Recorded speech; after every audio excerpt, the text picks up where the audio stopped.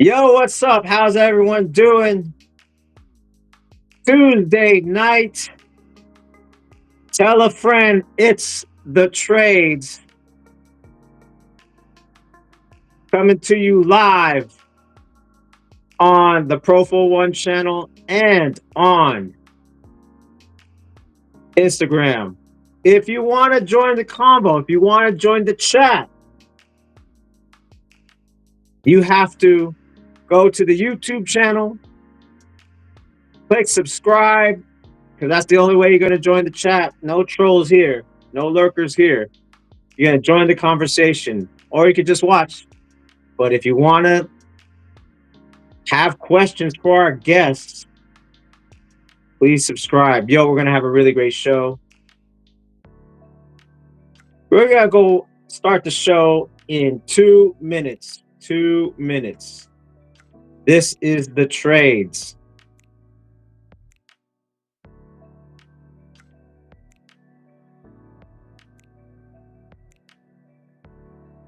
Let us know where you are watching from. What country, state, city, and or if you're in a crew.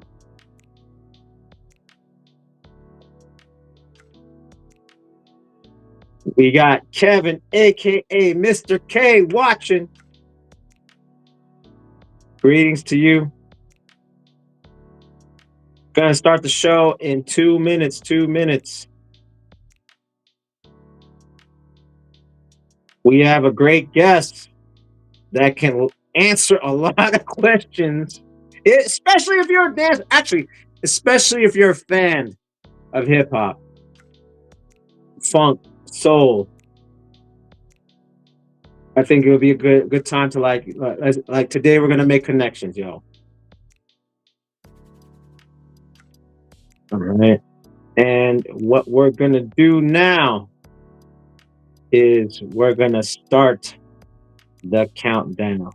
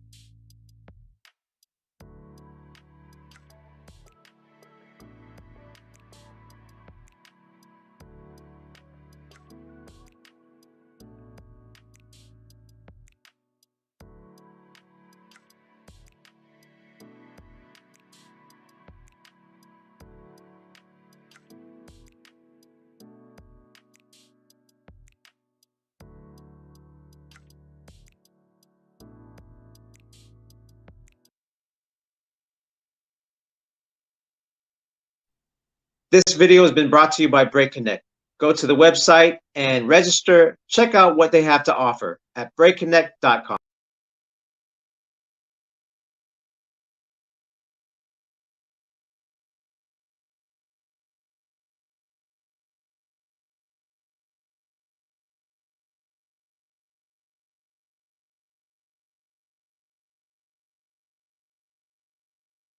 Yo, what's up? It's Shadow Rockin' Pro Full One of the Floor Gangs and Nelconnect Tribe. You're watching The Trades, a show about breaking, hip hop, and the business of. How's everyone doing?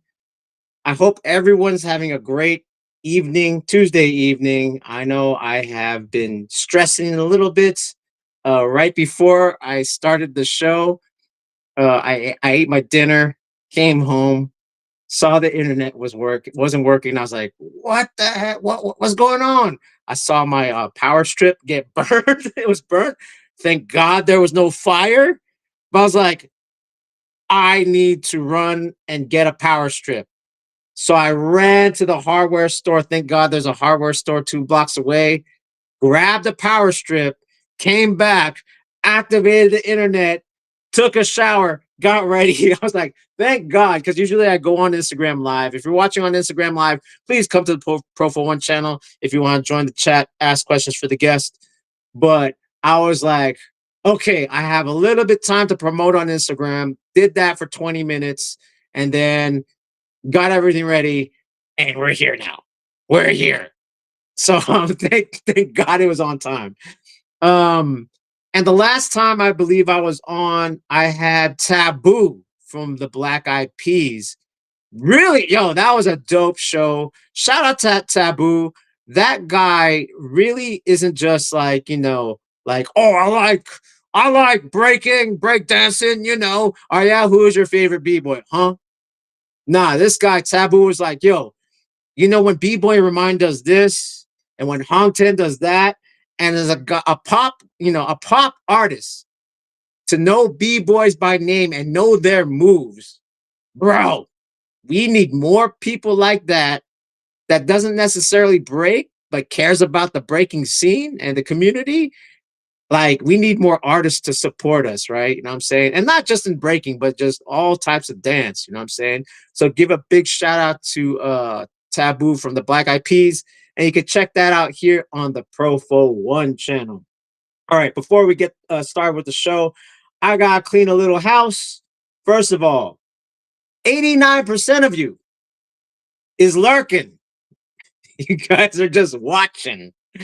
And I'm at like 2K, two 600. Yo, thank you so much for subscribing. But I know that there's 89 of you watching. You should just subscribe. It's free to subscribe. It's free. I'm not asking you for any money yet. But if you subscribe, you can help, big up the channel. You can help, like, monetize even more, so that way we could do this show, like, remotely, and have more guests in person versus, like, like on stream, like, like, instead of just like what I'm doing now using Restream app and OBS and stuff like that, we could be face to face and we could cover events. So again, if you want to support, and just the fact that you want to just be in the chat and join the convo, please subscribe and hit the bell for notifications if you like content like this. Well, all right, that being said. Okay. So before I introduce this gentleman, um we me and this and my guest have been connected in different ways from different people. Um and you know me, I get super nerdy when it comes to, like, just breaking and hip hop dance, hip hop culture in general. Like, I'm a big nerd about it because I feel like, I was telling who was I telling? Was I telling Taboo, or I was telling someone else that the only reason why I like to do the history deep dives is because when I hear the stories from some of the creators and originators, um, when I hear the story, it puts my mind into the, like, I travel in time and try to put myself in the story. And then from there, I actually, once I'm in, like, once I can imagine that, then I can actually create from that. So this is why I like having these conversations, because it actually makes me a better dancer. You know what I'm saying? Because I'm more tapped in. And, like, then I have more in-depth, like, like, I have an in-depth feeling, at least a story of, like, a connection to, like, how they created stuff and how it came about, what songs they were listening to. And it just makes me a better dancer. And at the same time, it makes me a better teacher to when I teach my students, like, hey, like, so and so told me this, and it's like this. Can you imagine that yourselves? And this is where the continuation continues, and that's why I like to deep dive in history and stuff like that. So when I first saw this gentleman, I saw him with Why Not when the Lord Jamal debacle happened, and Lord Jamar said what he said. Lord Jamar said what he said, and Why Not? And this gentleman was just breaking it down to way where he's like, okay, he's not wrong, but he's missing a lot. And the way he explained it, it made me. I followed him and I actually saw some of his stuff online before. So after that, I started watching him and really started to ask questions. And this guy really knows his stuff. So without further ado, hailing from Philadelphia, but now living in Los Angeles, we got my man, Moncell Durden. What's up, Moncell? Oh, where you at? Are you got where you at? I don't see you. I I'm don't. here. No, I I don't don't know why see you you. don't see me. No, I don't. You don't I see can me. hear you, Can you hear me? but I don't see you. You can hear me. Yo, it's mad. There's always something crazy Struggle going on. stream. We'll Okay. figure it all out. You want to like come back in, or We'll, you want me to reintroduce you? no, no, don't do no reintroduction. I'm a unhook. Let me see. I'm gonna unhook my camera, but this shouldn't. Maybe that'll work. Okay, there. Okay, Okay, now so see what happens. we see a avatar of M Yeah. in your voice. Let's see. We still Yeah, playing. We yeah. still playing. Okay, as you set We up. still. So as I was saying, I first saw you. Actually, I saw something here. Let me pull that up. Actually, I saw a somewhat short documentary on YouTube, and let me see. And it was really dope because you talked about kind of your process in dance. I don't, I'm trying to find the words for it to sound smart. Um, which was it the what you say, the bounce and the rock, and there's two more others, right? Yeah, What the for the four four bounces. bounces? So like I'm gonna kind of bring that up. Yeah, what's going on with this camera I situation, don't know. man? I could see your avatar though.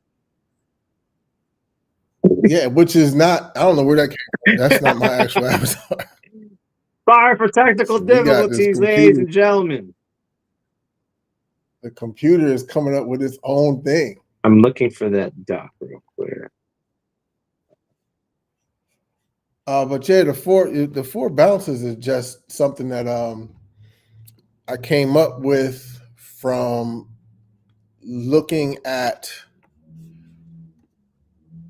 We'll go with that. That's not my Yeah, oh, you're camera. Can gone. you see that? You're on it. Yeah, there you go. There you go. All There right. you go. That's poor quality. That's my computer camera, not my cam. Why is my Oh camera crap. not? Yeah. That's a little crazy. But yeah. But anyway, I was like, blank space. Why didn't you get the introduction? I was like, blank space, but you're on whatever. here now. All right, cool. Yeah, whatever. So yeah, we just go with Yeah. the laptop camera. I hate it. But so yeah, you were Yeah, asking well, about the I four mean, bounces. I was trying to just like talking to you, like figure it out. We'll get to All that. right, well then, But yeah, yo, thank you for being on the show. You know what I mean? Thank you for being on the show. You have a lot of dope. appreciate the Uh, invitation. I mean, you put out information for so long, and for instance, a student of mine, he actually posted this, and maybe you could talk about it a little bit, which is this kind of like mini documentary. I'm not gonna put the sound on because of copyright, but it's the history and concept of hip hop dance. Oh It's yeah, total bullshit. I hate really? that documentary. Was this like Yeah, one of your first ones? yeah, that was the Okay, first one. Well, no, it wasn't the first one. Mine, the one that's on my website, okay. that was What the was this first considered? one. That one there, which is also available on YouTube, that was produced by Dance Time Okay, Publications.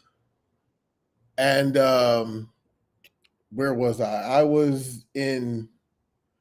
think I was in Japan or somewhere, and they okay. finished it, and they finished it without me seeing what they had made, Okay. and and I disagreed with it. There was a Oh, timeline, and they put it out before I was like given the okay. green light. So I'm like, this is terrible. Y'all didn't Got it. listen. So that I think the information in there is Okay, quality information. It's just the edits. I was like, this is got it. not it. All right. So So, I just talked about you're from Philly. Tell us about like First of all, how did you get first introduced to, or where did you first see like just anything within kind of like the hip hop culture? That'd be like popping, breaking, or locking, or freestyle hip hop dance. Well, I first saw that I can remember. I first saw Okay. Locking on Soul Train, not on Soul Train, but on Okay. What's Okay. Happening. I actually don't remember seeing Locking Really? on Soul Okay. Train, which I'm sure I did.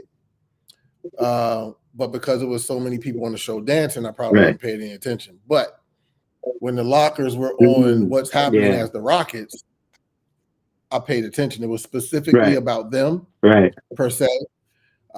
They had a different type of spotlight on them, so I paid attention in a different way. And that's the first time I remember really paying attention to locking. I don't remember when I may or may not have seen popping, but there were people in my community. So I was born in Harrisburg, Pennsylvania, and then moved to Philly. I have Right. family in Philly, but in Harrisburg, there were people who were popping. I actually had a friend of mine, LeBron Outlaw, who was probably the biggest popper in the community I grew up in. So seeing it with people in the community, probably seeing it beyond that wasn't until the Okay. movies came out. But what we now know as hip hop culture, in terms of these conversations around Mhm. elements and such, I wasn't exposed to that until I saw Okay. Wild Style.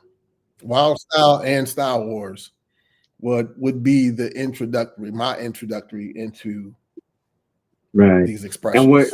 were you like, what, so how old were you when you first saw What's Happening? Um,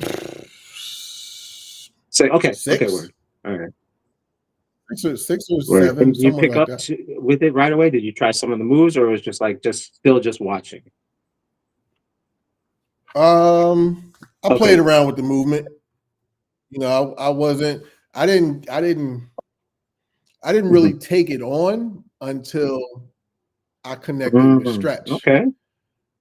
Stretch he gave me a lot of footage on them, and then I just started studying that. But up until that point, and that was the late Word. '90s, Word. uh, maybe even the early 2000s, late '90s, early 2000s. But before that, I really wasn't trying to Okay. lock But like that. what were you doing? Were you Uh, breaking like when Wild Style and them that came out, or like you said, you were popping? Were you more? no, Oh, I was okay. never So popping. just Not ever. how I right, know right, how to do it in terms of contracting my muscles in some roles and some stuff that Pete showed me, some right, stuff right. that Skeet showed me. I'm not a popper. Um, I at that time, uh, whatever the social Mm, dances were in the late '70s, dancing on okay. roller skates. Uh, so I went roller skating every week, at least 2-3 times a week. And but after I saw Wild Style, that's when I became Okay. interested in breaking and really didn't get a foothold on breaking until one of my friends, Butch Hayden, went to New York City and connected with dancers up there. And he learned it and then he brought it back and then he taught Okay. me. And so I think that would have been 83, Word. 84.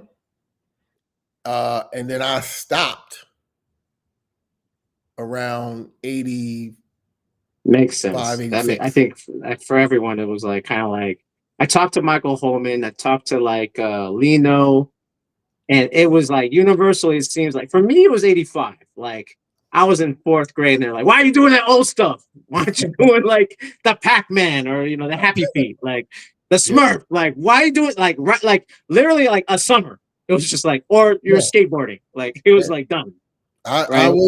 was in high school and me and my boy Johnny Castanetto we were probably two of the breakers in the high school. That's my 9th grade year.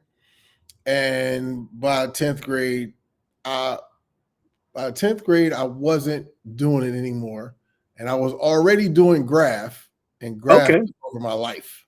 I mean, Okay. graph and then other social dances, as you said, the Running Man and all that took over. And so there Yeah.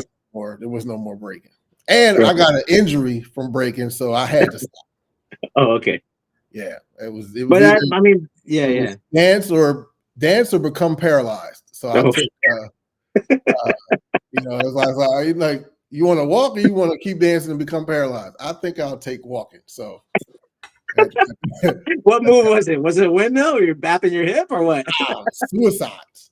Oh, okay. Well, yeah. Because back then nobody taught me how to do it correctly, right? Oh, you So were just like landing hard. I was literally doing a suicide. I was landing on my back flat. Ooh. Nobody told me you're supposed to let your feet and shoulders in. I didn't know this. So I'm like, blam. And I ended up developing a Oh, knot crap. on the bottom of my spine.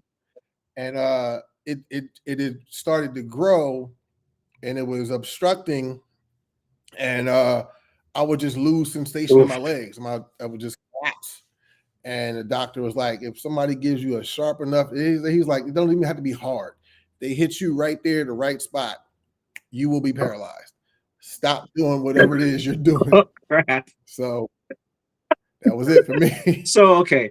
And I'm gonna like somewhat fast forward because like even the evolution of freestyle hip hop is that from those points, right? The run, especially the Running Man. It seems like Running Man was a big foundation for like what became like, hip hop, freestyle hip hop dance, right? It seemed like these social dances, the WAP, the Running Man, Roger Rabbit, it was like it seemed like what from that foundation it grows into like these different, like maybe if I play with the rhythm of it, maybe if I like hold it here, maybe if I stick an arm out, all these things kind of the evolution of just being around people and trying to like just outdo, even if it's direct battle or kind of like the subconscious, like little things, I'm gonna be better, right? So I mean, like, Yeah. so I mean, I'm assuming that's what happened. Like, you stuck to this, and then kind of evolved with when everyone started to evolve with the dance. Yeah. I mean, the music, once for where I grew up, once MTV started playing rap videos, that was it. It was like Soul Mm. Train. Everybody looked for the newest video to come out to see whatever dance they were doing in that. And then that night or that weekend, we were doing it at the Right. club. So that nobody taught you, you Mhm. saw it and you Right. did it. Right. It. That was the shift because now that's the kind of dancing as teenagers we're seeing. And that's the thing that we want to do. We weren't seeing Right. breaking Right. anymore. We were seeing all these other dances in the video. So that's what we're taking to the Right. clubs. So Yeah. And so at least where I yeah, grew and this up. is like, were you in Philadelphia already by this time? No, I didn't go to Philly until the late Oh, okay. 90s. All right. Okay. So this is just like regular club dancing in the area. Where was it? Like you said Harrison? Uh, Harrison. Harrisburg. It's the capital of Okay. Pennsylvania. It's a terrible, terrible town. Uh, but it was plenty of dancing, and there were a lot of people from New York in my Hmm. city, especially Brooklyn. A lot of Really? Brooklyn heads. Okay. Okay. Like, listen, I took cats to my city, Mm. All right. and they found out how rough it is. Because I mean, I won't get into the whole story, but it was so many at the time. Cats are selling drugs, so people are leaving the city to go to these smaller towns because they make more money. Okay. Harrisburg had bus loads of Brooklyn cats throughout the city. And when they showed up, Harrisburg had to step up because they wasn't just fighting, they was toting guns and everything else. So that shifted the dynamic. So it was tons of people there that, they party too. So you get a lot of that. They're still going back and forth to New York and they're bringing dances as well as we seeing dances on television. As a matter of fact, um, uh, one of the clubs we had, Upper Level, was ran by this cat. I forget his name. He was from Brooklyn. The cats from Mantronics was the ones that did the graffiti on the outside of the building. So Okay. Harrisburg was a port for a lot of people that came from New York. So it was we either saw the dances firsthand from the dancers who could people who could dance from New York, or we saw it in the music videos. Right. Yeah. I mean, we're talking now. We're talking about like, the Misfits, Mop Tops, and all these guys. They're all Brooklyn dudes, right? Yeah, I mean, none of them were there. I mean, when But I met Stretch in Harrisburg, okay, word. and he told when we met, he was like, "Yeah, my father used to drive whatever job he had. His father used to drive to Harrisburg all the time." So it was, it was a spot. I didn't see Stretch was on tour when I saw him, but like Okay. regularly the dancers, they wasn't coming to Harrisburg. But like these cats who were hustlers, some of them could dance. So Okay. That's a dope connection right there because and like was this before or after Live from Brooklyn Wrecking Shop, or was this the same time? before. Oh, this is before. So we're talking like 89, 90. Yeah. Okay, word. Yeah. Because I think that's when there was sense of freestyle hip hop. Everyone kind of had their own way of doing it, especially even out here, right? But I think when PBS showed that, like, Live from Brooklyn, what I mean, Wrecking Shop, that's when it's like, all right, now, like you said, it was kind of like, instead of just waiting, like, I just played Chub Rock, waiting, like, maybe that 20 second, that break part with 5 seconds of a dancer, now they're like 30 minutes, like, all right, like, here it is, right? And that's what spread throughout the country, right? That's what spread out through the country. Yeah. So you're in this, and then when do you go to Philly? Like, when do you move to Philly? I didn't move to Philly. So I used to go to clubs. I used to go to a club called Baseline in Philly. Mm-hmm. And this had to be, if I remember right, this had to be like 89, 90. Right. Because so when I went to clubs, I went to Baseline in Philly, Pulsations in Jersey, Zanzibar in Jersey. I went to the Paradox in Baltimore. I went to Tracks in DC. Hammerjacks was either in Baltimore or DC, I forget which. And then in New York, I went to the Muse, the Tunnel, the World, Sound Factory, and I went to Sound Factory Bar a couple of times. And those were the clubs I mostly went to. And this is 88 to 92 or 3 that I was heavy in the clubs. And then I stopped dancing until 96 or 7. Okay, word. So, and Shelter. I used to go out. Oh, Shelter. Okay. First time I went to Shelter was 1990. Actually, this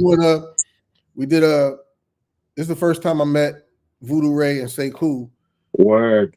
My friends and I, we were a part of a crew in my hometown, and we were like the best dancers in the city. And one of the guys with us had a rap deal in Philly. He had a record out, and then we started dancing for him. And then the management company, Snake House Productions, that was managing us, got us to do a dance video for a company in Japan. And so in 1990, I met all these dancers in New York. We shot the scene in what used to be the back room of the Shelter where the fireplace was, this crazy looking green carpet with this big old chair. And that's where I met a lot of dancers, but I mostly briefly connected with Voodoo Ray and Sekou.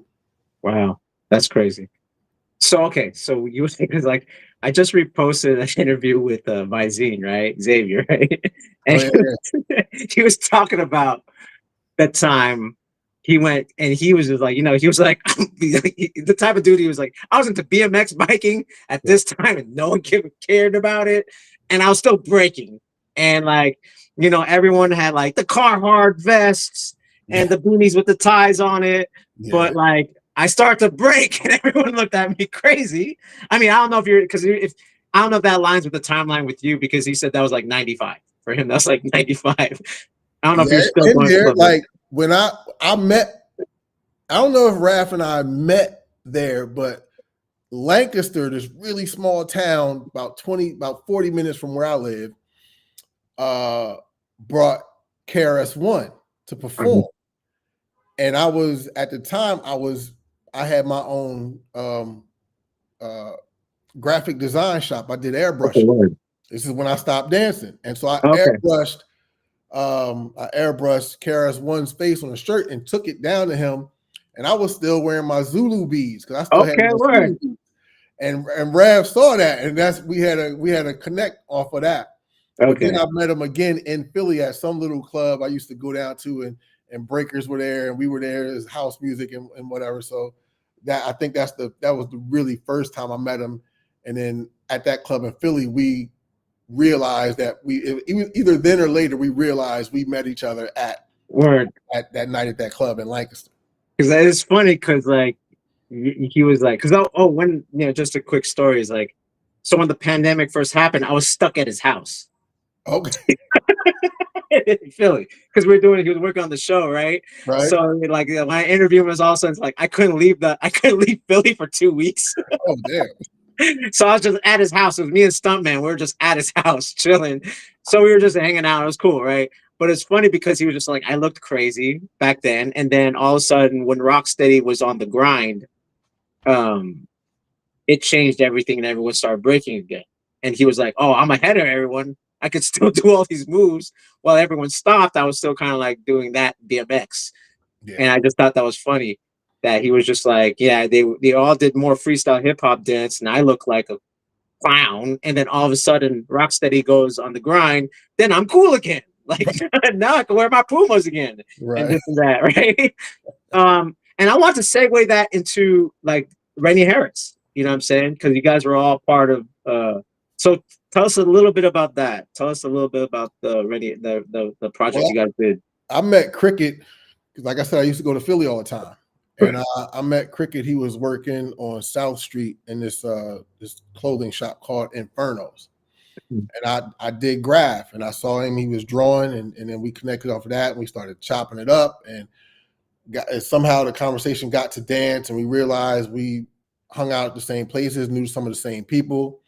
So later on, yeah, I would run into him like on the Peter Pan bus in Philly going to New York. I would just run into him, or or either in the clubs in New York. So we became friends, and he eventually told me he was in Rennie Harris Pure Movement, and Okay. that they were about to have some auditions, and I believe this was 97, 98, and I was at the time I was running with Brooklyn Terry. Okay, that makes sense. Me, Brooklyn Terry, Mike Euphoria. We were like best friends. I'm running with them, and then I did the audition. Terry and Bobby Mileage came to the audition. Out of everybody there, Rennie picked me mostly, I think, because he and I are the same height. Both had locks, so he liked my energy. Of course, I could do the dances, and I'm standing at the same height as him. So yeah, that was cool. Yeah, it's funny And, because I rocked. I was an apprentice with them for about 2 years, and then in 2000 I started performing with the company after learning the repertory. all right. So yeah, it's funny because like you mentioned Brooklyn Terry because Mikey Disco had his wedding and Brooklyn Terry and Cricket were like part of his wedding. I was Yeah, part of it too. So it's just like it's funny you're naming these names. I'm like, oh, okay. So I'm assuming you know Mikey then? I'm assuming you know I know Mikey. Mike. Okay. I know Mike. He was in my first crew. Oh, He really? was actually in my first crew. So the thing is, I keep saying this over and over again. For you Come on, guys don't Knuckle know, Neck Tribe? yeah. Well, we had another name, but Oh, okay. so when we were 16, so a lot of people don't know. I started out as a freestyle hip hop dancer. I didn't start out as a b-boy. Okay. Like Mikey actually just continued the style that we all started with. Even though like in the 80s I was like 6 or 7, like I don't call the worm being a b-boy. Like, you know what I'm saying? I was around it, but I was like, I would love it, but I wouldn't claim to be a b-boy. I was just like, I liked breaking. And then in around 1991, 92, I met Mikey, and like he lived in the same area, and then we were in the same crew. Then we kicked him out of the crew. But as I went to breaking, he stayed in, he creates Soul Sector, and he started doing that. And so that's why it's like with cricket, it's like I met cricket through Mikey. So that's why it's like, so when I tried to pull that video up of you, Jardy, Marlin, and cricket, because I was like, okay, that like we have people in common and stuff like that. Yeah.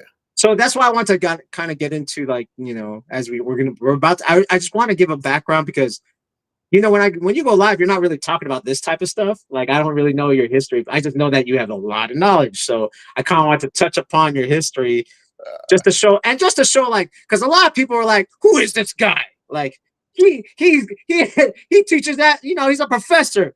Who the hell is this guy? Versus like, yo, actually, he has a good deep background that no one really talks about. So it's like you're not just like studious. You actually live this, like you said, you graphic design, graph writer. You're mentioning all these things from even What's Happening. By the way, I think What's Happening just had their anniversary too. Did they? Yeah, I think What's Happening just had their anniversary. They were on I think NBC. It was the guy who plays Dwayne and Raj. Yeah. They were on there. Like, this was like last week. So I was like, this is kind of serendipitous. That you're like talking about What's Happening. Oh yeah, that was the show right there. Yeah, but yeah, me, like, man, listen, the person that taught me how to write, his name was Lemuel Ormita. He went by Jesk 5. His cousin was Sad One from New York. Oh wow! So we got gems, and I would be up in New York in the mid '80s. Okay. Checking out walls and trains and learning stuff, and going to back then it was called was it called just the Yard or the Subway? I can't even think, but it was a spot down on Broadway and Canal, and that's where you could get a lot of caps and books and markers and stuff, and either there or you like racking up stuff in Pro Paints or whatever. So I'm legit.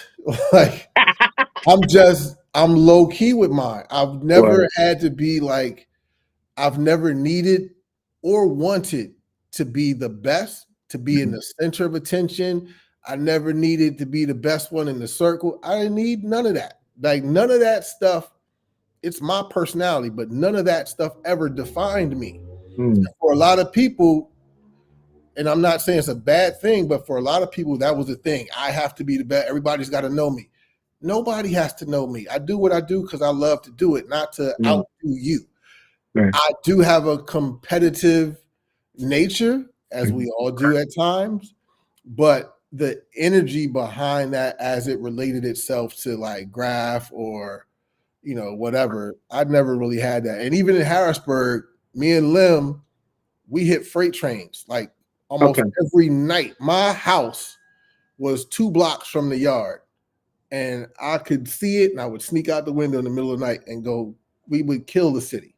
Like, I've been arrested for it. I've been like, listen, I'm hopping trains. Me and Lim would hop, like, moving trains. We would run and jump up on them and paint them and go to another city or jump off of them. I got stories for days. Damn. All right. And I was also mentored by Pose 2 from Yonkers. I was mentored by him when he lived in Philly and I was in Philly. So yeah, it's the dance and everything. You ain't got to know me. I'm legit. There you go. All right. So what goes from, like, obviously Pure Movement is touring the world, and you guys got to do like stuff like Legends, right? I was at one of the Legends in 2002 when it was like it was a Boogaloos, and then you guys performed at Stern Grove while Flips and Abstract were part of the tour at the time. And and Yaya, I think it was Yaya. Was that the other guy too? Was it Yaya? I forgot the B-boy too. Yaya might have. Rennie would alternate different, different dancers in and out of whatever he needed at the time. But for Legends, like I came out here with Legends at the Red Cat. We did a 2-week stint at Queen Elizabeth Hall in London. We did Philly. We did a run at the New Victory Theater in New York off Broadway. There were some other legends that I didn't do, and there's some I did, and I have footage from all of them. There you go. And it was Bosky was still alive too, man. That's crazy. That was like right before he passed. Like, it was the EBs. I was with Mop Top, Rocksteady. And this was when Rocksteady also had Skill Methods in it. Yeah. And Just Skills was there. B Girl Mega, Jules was still there. I think she did those two. And then at one moment we had Don was with us, and then after Don we had Greg. Word. So me with Stretch or Mop Top, we would do the Mop Top portion of the show, and then we would do the Lockers portion with Greg, which was amazing to be on stage dancing with Greg. That's dope. That's crazy. So so now I'm gonna get to the Scholastic part. So you touring the world, right? And you're touring with legends. Like you're like, like Don. Like I'm happy to say that I broke bread with Don in Japan. Like we went to Japan, like, Zulu Gremlin had a tour, B-Boy Masters Pro-Am, and it was like Melly Mel, Don Campbell. Like, yeah, it was dope. It was dope. Like Ground Zero, the B-Boys, and there was like Zulu Gremlin had a dance company called Break the Assassins, and I was part of that. Rockstrite, myself, Politics from Renegades, Finesse from Renegades, and we toured a little bit. And I remember that Japan tour because like, oh, it's Don Campbell. Don Campbell wants to grab lunch. I'm gonna go with Don Campbell and chop it up with him real quick. You know what I'm saying? Took a picture, whatever. And like, oh, Lil Lep was in there too. It was like Little Lep, like, yeah, Melly Mel, Don Campbell. Really dope experience. This is 2003. Like, dope experience. And you got to do that. You got to actually build with like a lot of these guys and that aren't even here anymore. What went from like doing theater production, performing around the world to like, okay, time to bring it to the scholastic community, like to being a professor and this and that. I was already doing that. Okay. But how that happened was purely accident. All right. It wasn't something I was looking to do. While I was apprenticing for Pure Movement, they were on tour doing this show called Cool Heat Urban Beat. Okay. And so while they were on tour, Cricket and Raph had a weekly class that they would do. All right. So Crick was like, "Yo, why don't you like show up for our class so you can keep, so we can keep the class going." Was this the one in Princeton, or was this the one in Princeton? No. Nah. This is 98. Okay, word. Okay. So while they were on the road, so we can keep the class going and breakers have a spot to go or whatever. So I would just, be there to keep that open and let people rehearse and do it, whatever their thing is, just practice. And after that, then I started teaching my own class. I started teaching house. And I kind of learned and taught myself at the time how to structure a class. So I thought. But then what happened is I had two female friends there that were dancing with Michelle Bird McPhee's company, Montage, who both of them went to two different universities, and they said that their school was looking for someone to teach hip hop. So they asked me, and I got both jobs. And from at that point, really what the turn in my direction was due to my self-interest, but driven by Rennie and Baba Chuck Davis, two people I consider mentors. Baba Chuck is no longer with us. But Baba Chuck used to always say, if you want to understand culture, study the dance. If you want to understand the dance, study the people. That always stuck. And Rennie specifically pulled me to the side, one, because he noticed that I had a proclivity for information. And he would tell everybody in the company like to read and do the research, but it seemed like I was the one that was serious about doing it. So I remember at his house one day, he said, "Sel, know your stuff, but know their stuff. Anytime Okay. somebody tries to dismiss what you do, you use their information to prove your point because they believe that. So I started taking contact improv classes by this woman named Myra Bazell at the studio we used to rehearse in. Once I got into these universities, I took a couple Catherine Dunham classes by this outside studio up in West Philly. Once I'm in the university, I'm now auditing modern classes, or I'm auditing ballet classes. I'm taking private tap classes with different elders and pioneers. And at the time, I was going out to Cleo Parker Robinson's company in Boulder. And during summer camps, I would audit again or either take bar technique and ballet classes. So I'm just like really in different movement classes, either participating or taking notes, asking questions, reading a lot. I was reading everything I could find on different things. That's what got me into neuroscience. I'm actually writing a book right now, so Here we go. I ain't giving you everything. Yeah. I know. Won't be in I the book. know. That's what you want to talk about. Well, I But want to know about you first. but that was it. So it was like, because the school, the one school that I was at, University of the Arts, I was at University of the Arts and Drexel University. Both of the directors there said to me that my class, they said it in their own way, but one of them literally said my class was the fun class that the ballet students get to take away from their real dancing. Wow. Right. So back to what Rennie was saying, right? Use their information to prove my point.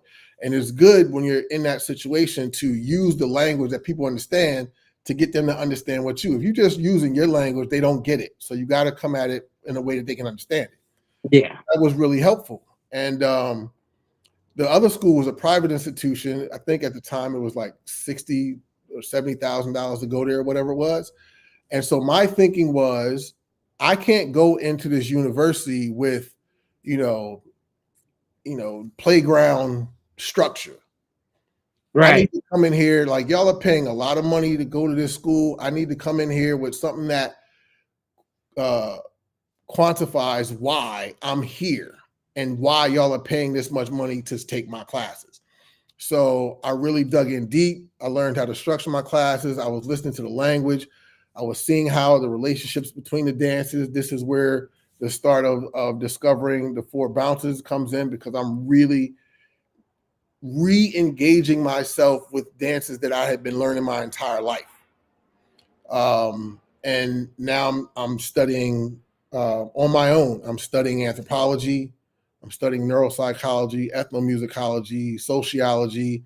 I'm studying these different dance practices. And because I want to have a strong class. Right. And I want to say, like, this is why I'm supposed to be here, because I'm doing this.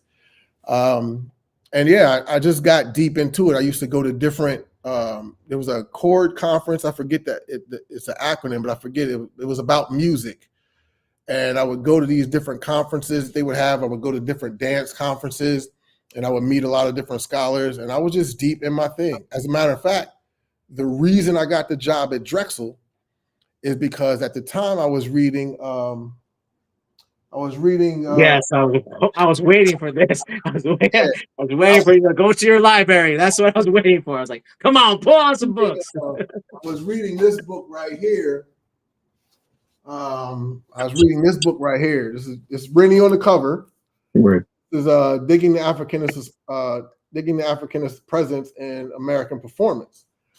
And so this is Brenda Dixon Goshield. And for me, she was kind of a mentor. I got to talk with her and chop it up every now and then. I think I went to her house maybe twice.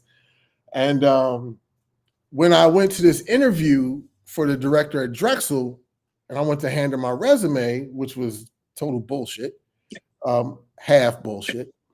But this book fell out my bag. And so she told me this story like 2 years later after I'd been working there. And the book fell out of my bag. I just grabbed the book, threw it back in my bag. But what happened was Brenda Dixon Goshield turns out to be her favorite author.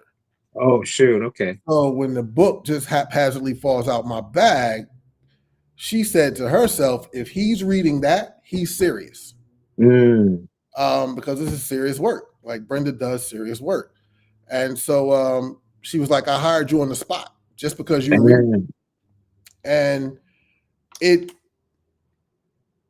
dance was the thing that I thought I wanted to do.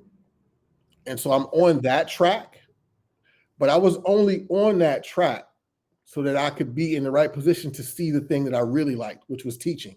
And if I hadn't been chasing, because all I want to do, seeing the music videos back in the 80s and all that, I was like, yo, I want to do that. That looks so cool and whatever.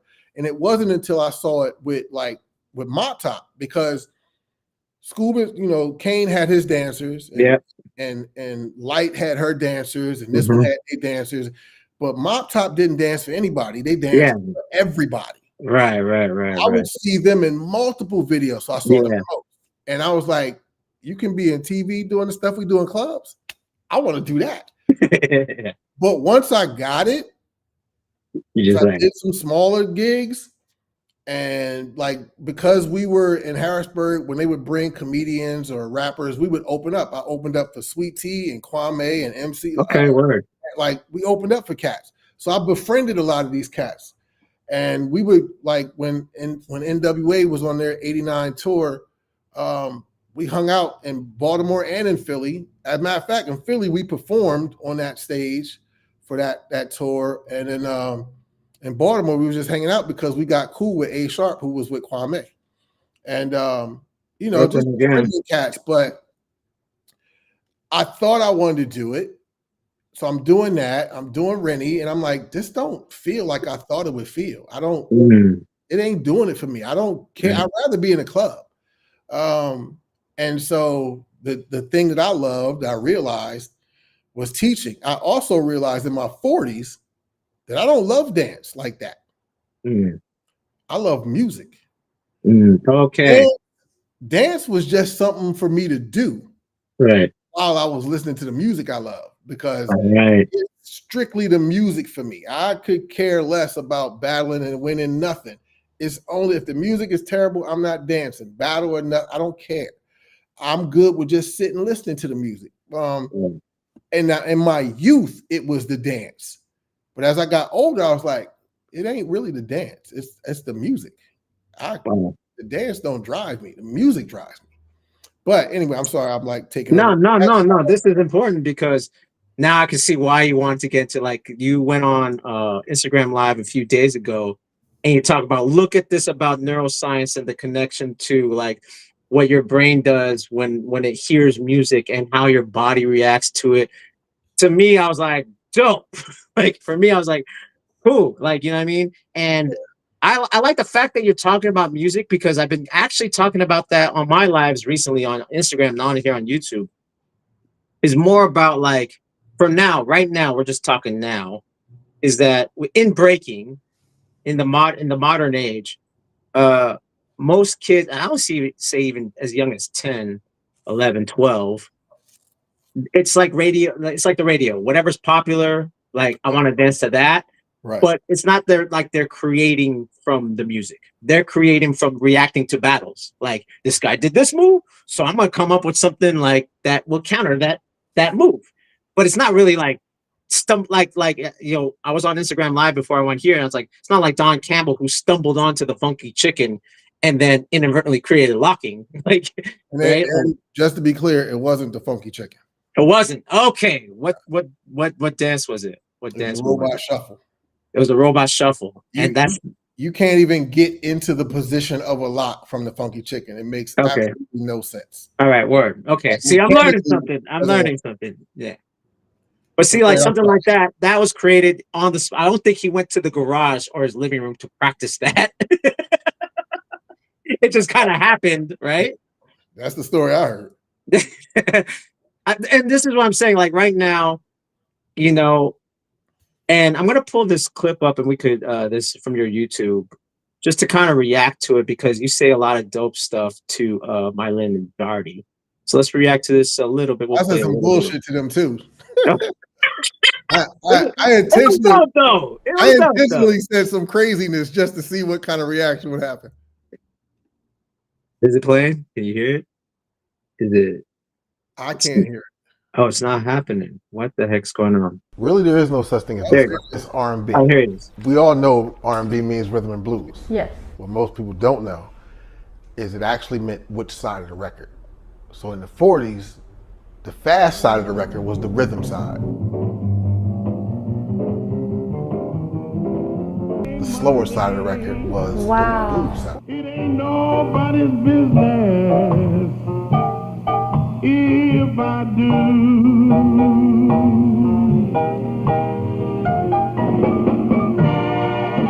Before it was R&B, it was called race music because it was the music that came out of black communities. But because white communities were into it, they had to sell it and market. So they had to take it off of race music, and they came up with rhythm and blues. All right, don't tell me you were bullshitting that. Some of that, yeah. All right, so I'm gonna give you the story. You were both not. Come on, man. I'm gonna give you the story. I'm gonna give you the real Okay, story. okay. So Okay. here's the truth about that. Okay. Yes, it was called race music at the time, right? Okay. Or it was called Jerry Rexler is the one that came up with the whole rhythm and blues thing. Okay. Now, this was not something that was like it wasn't written in stone, right? So for some labels and some artists, they referred to it as one side of the record was rhythm, the other side of it was blues. Some people, like Ruth Brown, she would say rhythm and blues was that even if you got the blues, you can still come out and have a good time. So that's the part I was kind of bullshitting about. It wasn't known amongst the recording industry that this side is rhythm and this side is blues, but there were artists that thought of it that way. It just wasn't something that was in stone. And Okay, so got it. I heard elders All right. in the music industry who were like, Okay. yeah, that's some So people, some companies. So was your that. interpretation of the information you got. It was your Right. interpret. Not. I thought you mean like bullshit, like you straight up lied. Like No, I would never do that. I would never do that's that. what I'm saying. I was like, wait, what are you talking about? I just had some fun with the truth. Got it. Okay. All right. Cool. Good enough. There's some type of like reference there, Yeah. but stuff like that to me is super valuable. I would say, quote unquote, in the what everyone likes to say, the culture. Like, you know what I mean? Like, Which is a you know what I strange mean? word to me. Huh? That's a strange word to me. But anyway. So yeah, so for instance, like like I like, and this is where it's like, why that I showed that clip, and mind you, I just pulled that up. I was like, where is it? Boom. That's how fast I am, by the way. As we're talking, I was like, where's that's the thing? Boom. I went in blind, but the whole thing is because like we're looking at like when we're talking specifically about breaking, right? We're talking about these records.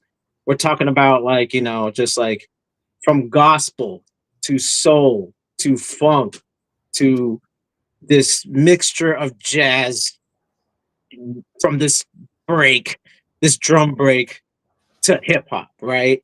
To this merry-go-round theory, to the quick mix theory, to hip hop. This is what's the musical background of it.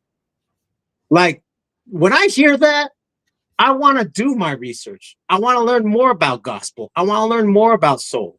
I want to learn like even like what type of turntables that like what I mean that Grandmaster Flash had. Because to me, this is what makes me a better dancer. Like for me, like that's just like I could create from that. I could imagine, I could hear these stories. And what's weird to me is no one thinks like this. There's not too many people that think like this. And so it's like, but so being a teacher, you being a teacher, and just like these are my like guesstimations. These are my like my own personal research versus like because I don't got like 3 letters, like 2 letters after my name. It's like, hold on. Let's be clear about something. Yeah. I never went to college. Oh, okay. Wait. Okay. There are no letters behind my name. Holy crap. None. Wow. Which is why I'm writing my book. So you can get the letters? No. No. So that people can understand what the journey has been. Right? The fact that I'm an associate professor, that's not an easy feat to get. I spent 14 years adjuncting at 8 different universities. That I'm the first one to introduce hip hop into 8 different universities. Wow. The Okay. reason a lot of people got jobs in universities is because I gave them the job after I left. Wow. So that the Fable was the first one to do it in NYU in New York. And then I followed him swiftly, I think, I want to say 2003. I had to check my CV. But it was Fable. And then I didn't think it was me, but then talking with a bunch of people who I thought were before me, they were like, nah, you did it before us. I thought Rennie did it before me, but Rennie he'd been in universities, but he wasn't hired as faculty. Right. I was hired as faculty. Whoa. And Yale, Bennington, I've been in some schools, and no degrees. I just know my stuff. And Yeah, you got that right. And at the time that I had one mentor say to me, even if you would have went to school, your degree wouldn't have been in hip hop because there was no degree in hip hop. True. Okay. Now there actually is. I don't know if you noticed. There's actually a university that has a degree in hip hop dance. Wow. Your degree is not, I got a dance degree. Your degree is in hip hop dance. Wow. They just started it. Yeah, I don't have it. I just got I think I have the respect of the academic world. And I mean, yeah, I mean, and here's the thing that's the thing that impresses me is that you do put in the work. Like, I don't know a lot of people, even though you kind of was riffing with Mylin and Jardy. I know you're riffing. I mean, it's not like totally untrue. It's just your interpretation of the information you got. Not a lot of people I know could talk like that. Could be like, they just go, oh, this is my favorite song, and I just dance to it. You were able to this is kind of like for me, and that's just for me. Like, I like Ken Burns jazz. Like, I refer a lot to Ken Burns jazz documentary. I just saw the Stax on Max. I saw the Stax documentary. You know what I mean? Like, talking about, watch that? yeah, watch Stax. Yeah, you know what I mean? No, there's a new one that's about how Stax Records came about. Not Watch Stax. They talk about with the musicians. Yeah. Oh yeah. Yeah. Like stuff like that. Because I like to study the music. So why are we here? Because of this music. We're not just here. Breaking doesn't just exist, and that's the whole thing with a lot of the debates. Is that breakings exist when those two records are looped, and you just go off right from these breaks like that, because there's similar moves and everything. We could say, a layman would say, would watch Ejo, then he would do a capoeira move. It's like, that's breakdancing. No, it's not. You know what I'm saying? And this is what I'm talking about. It's specific. No, he is house dancing. There might have been a capoeira inspired movement, but because he's dancing to house, that makes it house dancing. And I think that's where, are you okay? I'll let you talk. You go for it. I'm gonna let you go. I mean, I agree with you, but just to a point. Okay. Yeah, we would have a conversation and say it as house dancing. Just because Ejo is inspired by a move that exists within a formation of something else, that one thing does not make what he's doing that. Right. Okay. So it's just infuse it. But the idea of it's for me now, because I used to subscribe to being a house dancer.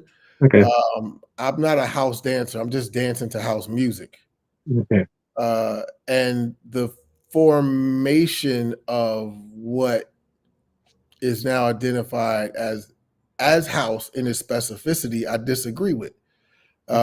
Because most of it is hip hop dances that Dance Fusion decide to label as house. And I disagree with that because now everybody is doing the same step. Whereas in the clubs and the club experiences I had, you might find yourself doing the same step as everybody, but you'll see a club full of people doing damn near anything.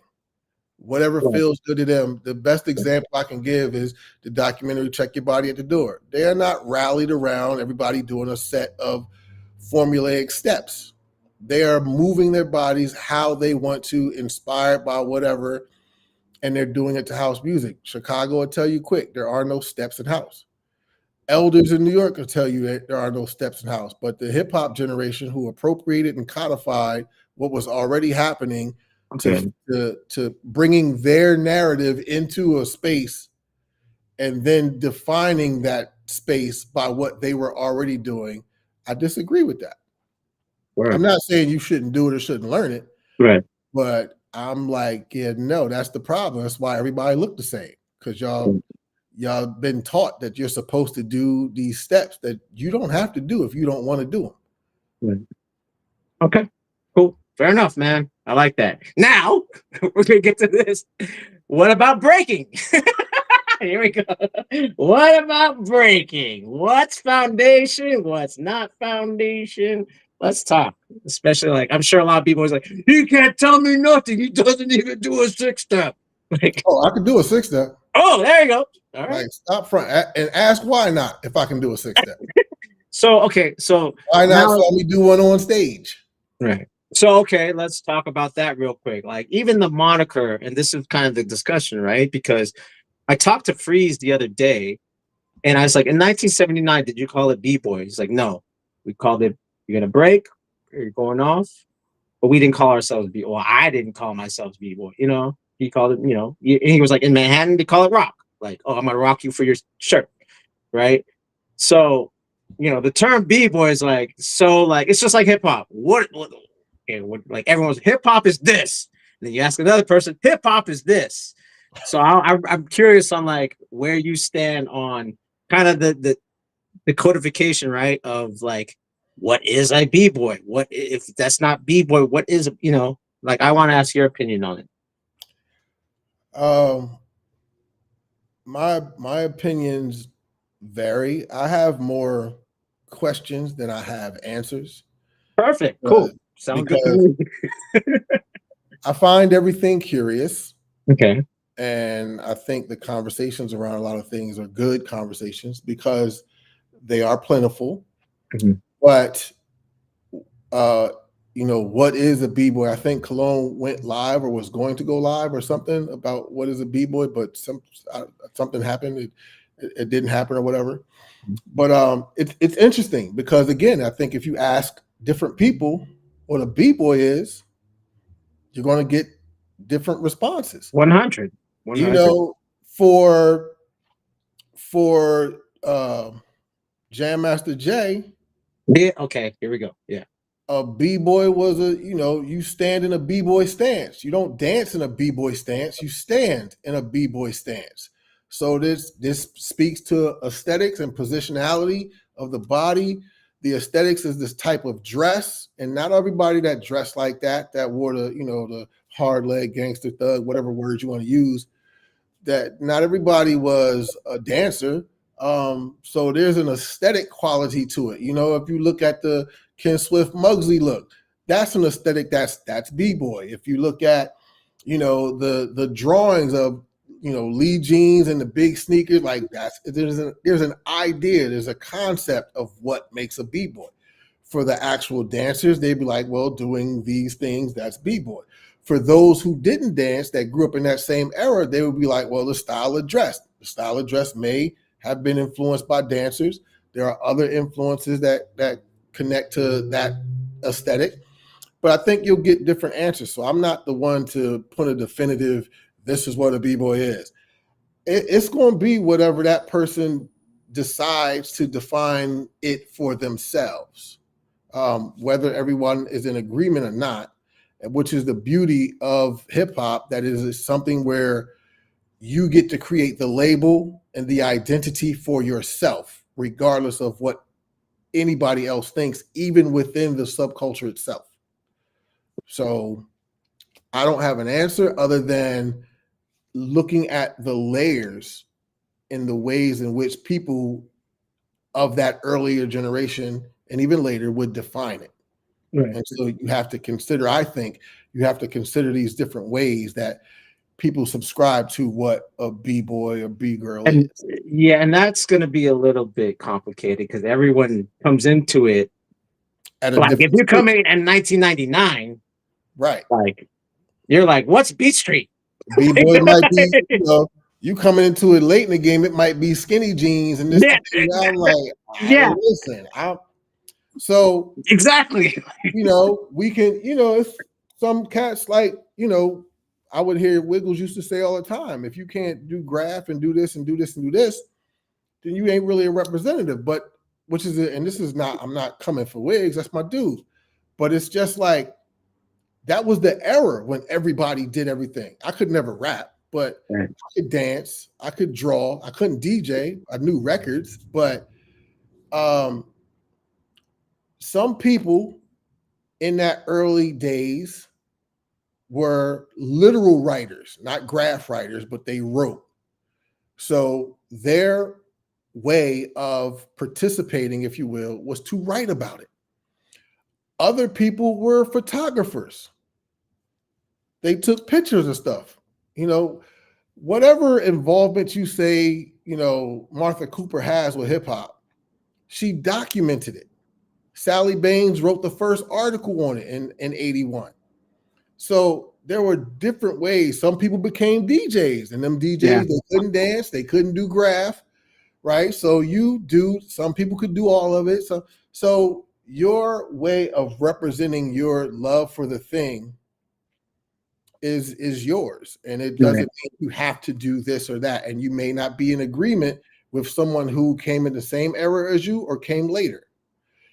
As you're introduced to it, that's what it is. And then you learn more about, if you come in later, you're introduced to the thing being this. Now it's up to you if you're interested in learning what it was before, but that doesn't mean you have to completely shift who you are to meet something that may or may not even exist anymore. That approach nobody's wearing Lee jeans. Right. So you don't have to start wearing Lee jeans to be hip hop. To say, well, hip hop, I'm not saying anybody said this, but hip hop is Timberland boots. Ain't nobody wearing Timberland boots out in the West Coast and in the South. Okay. That's an East Coast thing, right? Out here, they dressing completely different. So you can't define it in that way. You can define it that way for a community or maybe even an area or maybe a region or whatever, but people are going to come into it where they're going to come into it, and then the debates are going to just be the debates. Sure. Well said. Well said. I mean, for me, it's like I said, like, even though it's funny because I love all the classic stuff. Even the stuff that's not, I love, like, I have an interview with Sasa, I have an interview with Dancing Doug, I have an interview with Track 2. I love to hear all the stories.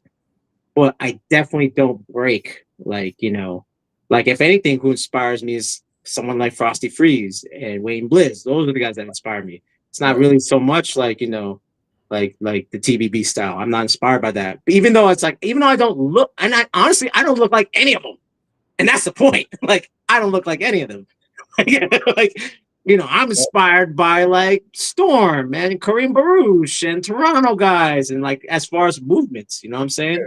But I love the stories. I love the stories. And I think, again, that was the beauty in it was, which is why for those older generations, biting was, a hardcore no-no.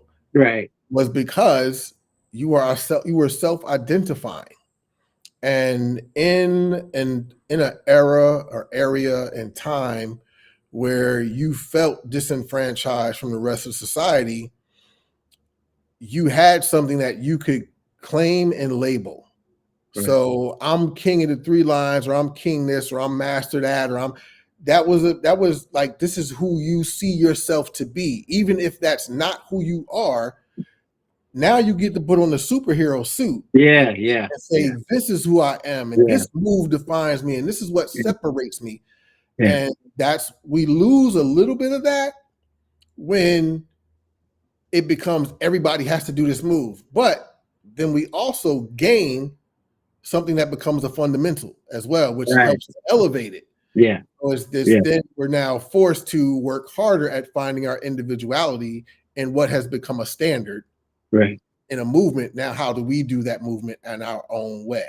Yeah, So I'm with it. Like, go ahead, put me in a box. I'll find a way to flip it. Right? Like, go ahead. You know what I mean? Like, give me the rules so I can flip it, dude. Well said. I'm glad you got to say that. Before we've been here for about an hour and 17 minutes. Before we wrap it up, I don't know. This might be another hour conversation. My computer is about to die because like I said, I bought a new power strip. Like my thing burned. I was like, oh crap! But I mean, I can still be on live. I just can't pull up from my computer because my camera is separate from my computer, so I can actually still do it here. Yeah, I don't know why my camera's not working. I've been looking forward to this for like a week and a half. It's like everything is failing. Like, real quick, if we could do 10 minutes, let's talk about the Charleston, man. Like, real quick.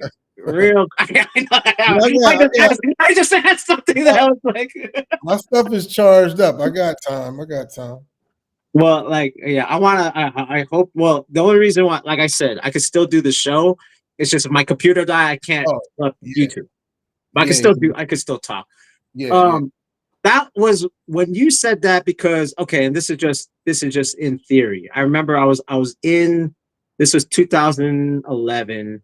I was actually in Malaysia with Why Not? Right. And I asked him, like, I was watching them dance. Right? We're doing this tour, right? We're judging, whatever, doing workshops. And I just was noticing something when he top rocked. I was like, wait a second. I said, yo, is the secret of your top rock the Charlie rock? He's like, yeah. It's like, all right, that's it. And then I started to watch like Sam and Dave. I started to watch James Brown. I started to watch kind of these that turned in foot, you know what I mean? Like that turned in thing. And I was like, I looked at the cross step. I'm looking at, I looked at cross step totally different, right? The entry step to go for breaking, right? If you don't know. Right. And like, even with like, when Wiggles and the Freshest Kids said this is an Indian step, you see that little foot turn. Yeah. Right. And so that's why when I first started watching you, well, Why Not? And then you were talking about the Charleston and like the history. I was like, hold on, let me stop. Let me watch all this. Right. I'm still butchering and I'm still butchering your studies. Right. Like I thought it was a certain tribe and then you said it. Then I watched the video again. I was like, oh, fuck, I said the wrong tribe. So if you could like real quick before my computer dies. So I can pull up a video. Let's talk about it real quick. If you feel. Well, what's the question? Where's the Charleston from? The Charleston is from Guinea. Yeah, okay. I'm not wrong. I said it right. Thank God.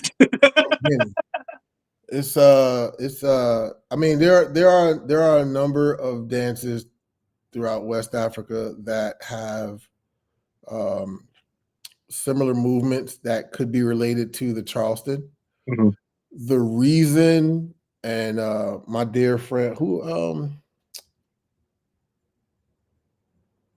I think it was my friend Alma Ray who turned me on to that, or it might have been somebody else. I think it was Alma, but she got me looking at that. And the reason I go with Guinea because there's a dance in Guinea called the Yankadi, and if my stuff was working, I could pull everything up and even the connectors. But the reason I go with Yankadi in Guinea because a lot of the people that were taken through forced migration and enslaved in America were in the Charleston area of South Carolina. South Carolina had the largest slave port during that time in the 1700s. And many of those people were from Guinea. So as I've said many times, you don't leave your culture behind. Culture stays with you. Mm-hmm. So when, Tariq asked his, what I thought was an ignorant question, but when he asked, how would people in America see it? I'm like, they're not from Charleston. Like Africans were brought to Charleston. And even if you do say or agree that Africans were in America before the slave trade, that's fine. People from Guinea were still enslaved and took into South Carolina. Right. And they took their dances with them. Anybody, you take your cultural practices with you wherever you go. And so that's why I go with Yankee, because we know through the journals that that's where mass people were taken from Guinea. And that's where that dance showed up. And subsequently becomes known as the Charleston because of Reverend Daniel Jenkins' orphanage band when they were in New York City. And that's documented by Willie the Lion Smith in his book, was it The Music Man? I think it's The Music Man. Oh. That's over there. I ain't going over there. But Willie the Lion Smith, even he says that in his book, like document, like it was those kids from Charleston who were doing this dance, and they didn't know the name of it, but that's how the dance got the name Charleston. So yeah, that's its origins. And then would you say, here I'm gonna pull up. So would you say that's like what did from the Charleston? So we talk about the Guinea tribe, Charleston. What did that foundation morph into as far as the different dance styles or different dance moves that from that movement? The Charleston? Yeah. Oh, everything. Okay. All right. Let's talk about it. What are the dances that like kind of everything came from that? specifically? So the movement is, once the movement is out there, it's going to be influential in some way, right? Even if it's just a minute thing, it's going to be influential in some way. But the Charleston was like a hit, and so first started really being noticed as the Charleston in, like, by 1905, you're starting to see articles and things pop up about this dance. Right. What really put it on the map in terms of like sort of mainstream thinking was when it appeared in Shuffle Along, the Broadway show Shuffle Along in 1921. And but it showed up, it continued to show up in other dances. So the popularity of that dance bled into a partner dance called the Texas Tommy. Okay. And the movement of the Charleston would show up inside inside the Texas Tommy. You can see footage of this in the 1929 short film called After Seven, and that's Seven with a B, Seben, which stars Shorty George. And you can see them doing, I think it's three couples, you see them doing the Charleston within it. That is what started to shift what became known as the Lindy Hop. So that's part of what took Texas Tommy into becoming the Lindy Hop, is when they started adding these other steps into it. But the popularity of that steps, you had various ways of doing it. There's a Kansas City Charleston that's more straight leg. There was a Flappers Charleston, which was done by the young girls, that had a more, the Charleston was an up and down movement, but the Flappers Charleston was more on, they were all on the ball of your foot, but the Flappers Charleston brought the heel closer to the buttock, sort of on the side of the body. That was a Flappers Charleston, and this was more, again, this was the younger people. To getting your basic Charleston, there's a flat-footed Charleston. There were various ways of doing it. There was, when the regular Charleston was all the rage outside of the Black community, the kids in Harlem created the jump Charleston to make it look different. You had the Scarecrow Charleston, the Precision Charleston, the Round the World Charleston, the Flying Charleston, Drop Charleston. It's so many Charlestons, it's insane. It sounds like it. Right. And so because you keep getting these variations, some of that movement shows up in other dances that are being created as well. The biggest connection to the next dance wouldn't be until the Mashed Potatoes in 1960, which is basically the Charleston. Okay. Yes, the Charleston has done more. The Charleston progresses back and forth while the mashed potato is lateral. Right. And Right. you know, that's Charleston footwork is mixed into the James Brown, Yes. Yes. what Yeah. which is what like there's when you take the Charleston and you make it flat, and you could mix it with what was called the corkscrew back then. So James Brown was born in 1933. By the time he's, what is that, 8, 9, 10, whatever. In 1940, the Applejack is huge. And so there's variations to the Applejack. And one of them is going up on one leg and gliding across the floor like James did. I So was okay. James, My computer just died, and I was like trying to pull up the Sam and Dave concert where like they're dancing, and then they're doing like what you're talking about, picking up one foot and kind of shuffling from the side to side. yeah. So that was part of the Applejack in 1940. And James just mixed that with the slop, with the and with the mashed potato, and he comes up with the James Brown. He just mixing a bunch of dances together. Yes. James was also heavily influenced by tap dancing, Yeah. which where his footwork inspiration came from. Right. He wasn't good at tap, but Yeah, but if he put on tap shoes, it's just noise. But it's just the feeling and what he was responding to the music he was creating was just what made it, And so, you get that. Then into hip hop, you get Super Lover C and Casanova Rudd, who are inspired by James Brown, and they create the dance "Do to James," which is the hip hop version. You get Kid and Play Kickstep, which, to my understanding, was actually inspired by Hi Hat, Nadine Ruffin, who does like the voice now. She was their dancer back then. My understanding is that she came up with that for them. Okay. It was originally called the Funky Charleston, and they rebranded it as the Kid and Play Kickstep. When you look at the Rev Up and Light Feet, that's Charleston again. So there's a few other dances. It just keeps up. Yeah. And it's that fun. You constantly see it. Right. That's dope. See, and this is where of course, like I said, inspiration that you'll see with like that would go into top rocking, for example, and not necessarily an Indian step, but like some of the ways that, because you're talking about young dancers who are influenced by James and copying James, but not realizing they're actually copying a dance that James was copying. Yeah, it's kind of through subconscious, through like just watching and picking it up without like, Right. So then it just keeps the continuation going. Right.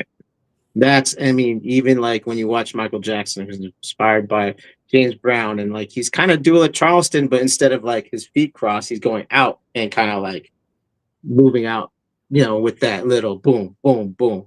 Well, Michael did a lot of camel walks. Okay. That's another move. Yeah. And Michael also did the drop Charleston. Michael's really interesting because you got to really watch the micro timing in his movement and the nuance and how he blended dances. Because to the day he died, he still did a wrist twirl from Lockett. But if you don't know what you're looking for, you might not see. He does it that fast. It'll just be one movement and then all this other stuff. So he still blended a lot of stuff. Real quick too, before we sign out again, I want to pull up footage, but I can't now. And I'm just talking. I'm just talking to you. But it's dope because in post, when I chop up the clips and actually pull up all this stuff, is going to be dope. It's funny because Sly is from Vallejo, California. Sly Stone, and and it's funny because you see him before he moves to LA, right? I've been watching a lot of footage of him. You see him before he moves to LA, and he's kind of doing that kind of like the boogaloo kind of movement, and then he goes to LA 73, 74. Now you see him kind of like pseudo lock, like. I mean, it was a dance. Yeah. And that's like, you could tell that because he moved from the Bay Area to LA, and probably being around the area was like, I'm going to pick up this dance too. You know what I mean? Yeah. That's dope. That dance, even though that dance was not a political dance. It is a dance that came about in a politically charged era. Mm. And so there's a different energy that people have, that Black folks had in the 70s, coming out of the 60s, that the music spoke to what the economic and social political climate was. Right. So then your dance becomes a reflection of that. And there's now, because the music is speaking to these conditions, there's a certain type of knowledge that the movement has, because the movement is a play off of the music, which is Right. a play off the lived experience. Yeah. So there's a different energy around it, and there's a different way of that people are moving, and that plays into it. And so locking was in your face. This is my opinion. Locking was an in your face, direct and dynamic dance that had a flow, was funky, and then intentional. You didn't like point. You know what I mean? Like, bow, bow. You point. Your stops were clear. I'm stopping. I'm stopping. Your body is lifted. You're lifted. You're doing knee drops or whatever. It was dynamic. It was intentional. It was direct. And that spoke to what Black people were saying in that time period, that they were intentional about being unapologetic, about being Black, about wearing natural hairstyles, about the importance of their gestures, about Black pride. And that movement is the movement that went along with that era. So it was an important moment for anybody to sit in that, because you ain't just dancing. You are that sort of expression in the moment of change. That's what that dance reflected. Mm. So that would be something for anybody to do at that time. It spoke to all that. It wasn't just the dance you did to whatever record came on. Yeah. They worked in tandem. So I mean, and this goes to like why I asked the question I did.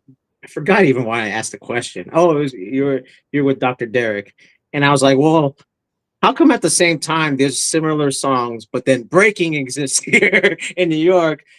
Kind of there's like a meeting maybe 70, 75, 76. But in New York, they're rocking, burning, and then eventually breaking. And I'm sure they saw like Don Campbell and all those guys and the EBs, but they kind of came up with their own style from kind of the same music. And then you brought up, which is, and I'm not trying to spoil everything because I know you're writing something about this. You even taught Not this, just my life coming from where I came from into academia. Right. Okay, word. So it was dope because you're like, and I didn't think about it so hard because I was more into like, well, the music was definitely different. Not every, like some of the records that they're playing in New York, they weren't necessarily playing in LA. Like I don't know. I still gotta like ask myself. Like Apache, I don't know if they're dancing to Apache in LA in 1970. You know what I mean? Maybe they were. I don't know. But the thing is that you brought up was like the age difference. I was like, oh, true. Like, Don Campbell was 18 and he's already in trade school while these kids are like 13, 14, 15. Like, so even that changes a lot of things. Yes. And the area too, like just area too, just the area, like period. I mean, it's a completely different lived experience, and one that I think you have to give attention to really understand how things are being shaped. Because if you're talking, especially in that time, if you're talking New York, what was the peace treaty was in 71, I believe. Yeah, 71. Yeah, you're coming or coming out of that, but still dealing with an environment that is devastated. Right. You are dealing with people coming home from Vietnam, completely devastated to what is happening in the Bronx. You are also talking about, these types of urban spaces and a sense of being compact. Right. True. And your movement is going to be a reflection of that. So if you're talking about an area that's compact, you're talking about grounded spaces. You're talking about what housing projects are. You are talking about things that are going to speak to that lived experience.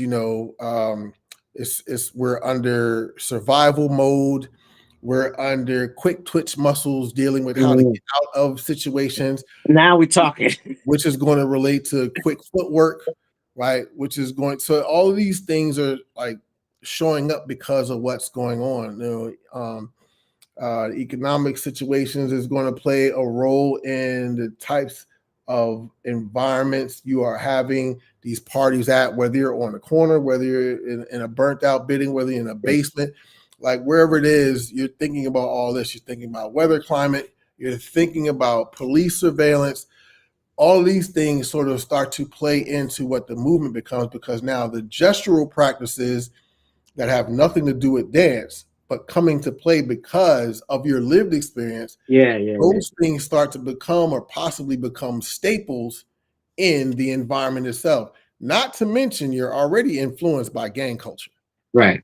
So that even plays into it. But yeah, you have to consider like what the environment was and how that plays an influence in the ways in which you can look at the development of this stuff. And you're also thinking about your own cultural backgrounds and how that plays into the movement. This is what, subculture is. So you have to look at like, these sort of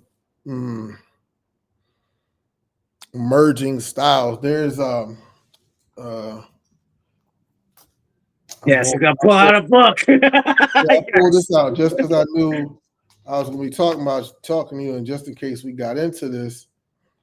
And so, yeah, even this is not really speaking the movement. This is Phil Cohen, and he's talking about subculture. Right, it comprises solutions between two contradictory needs. So the need to create and express autonomy and difference from parents, but then also having a need to maintain that sort of parental identification.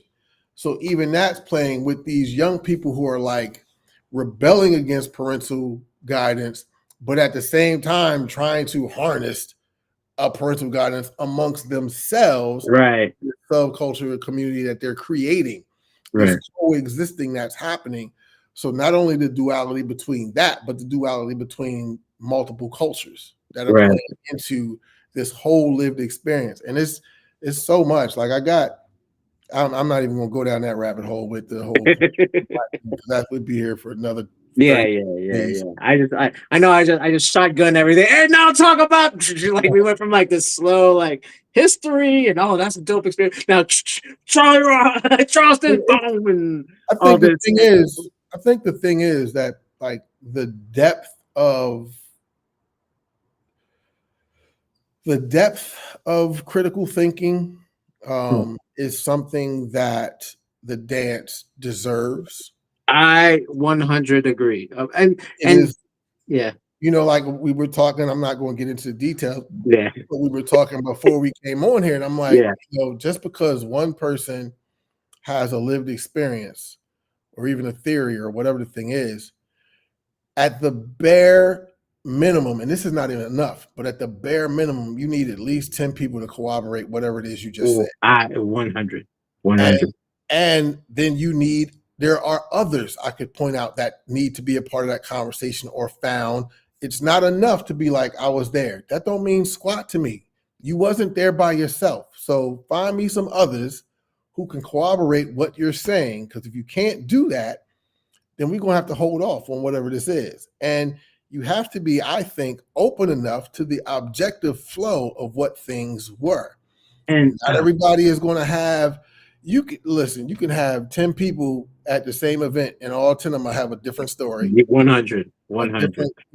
There'll be some consistencies, but then there'll be some things. And I mean, that's what we're looking for, right? What are the consistencies out of these 10 perspectives, right? Like that's the main thing, right? But still allowing space for this is what these individuals experienced. These are what these individuals saw. If they say that's what they saw, they might be wrong. They might have forgot. They might remember it in a certain way, but that is what. So it's a this and that, not this or that. Right. And when you're doing this kind of work, it can't just be about one person. It can't just be about this one move, this one thing. There's a lot of things to take into consideration, and it's malleable. It is evergreen and flowing and changing, and you have to understand that it's all of that. And a lot of times the conversations or what people might feel is adequate research could use some tweaking here and there. Mhm. You know, it's not that they're wrong, but it's like, Right. hey, have you thought about this? And then Right. have you thought about this? And but Right. what about this? And you want to tackle as many of those questions as you possibly can to really fully understand what the thing is. It's not about fitting your narrative that you want to be true, but about the best picture you can paint about what was going on.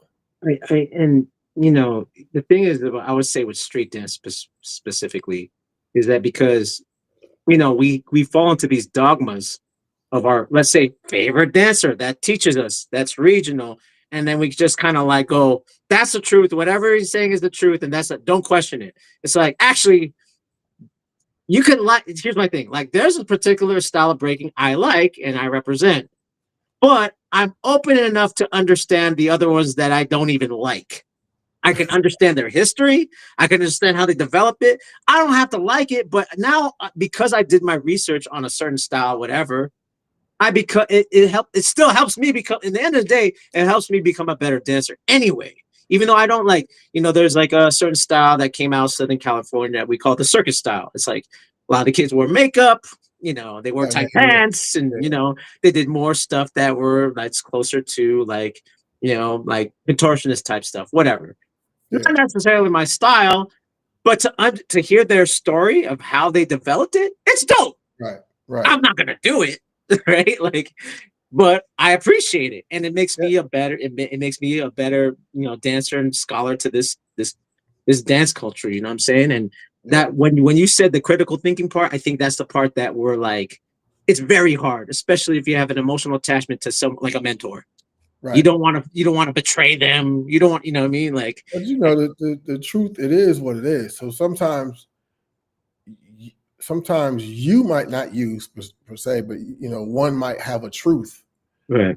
And you need to pull back from that perspective, because I think part of the problem is that oftentimes we allow these things to identify us, and they actually don't. They're just something that we participate in, but you're not defined by this thing. And if you think you're defined by that, you might need to take another look at who you are.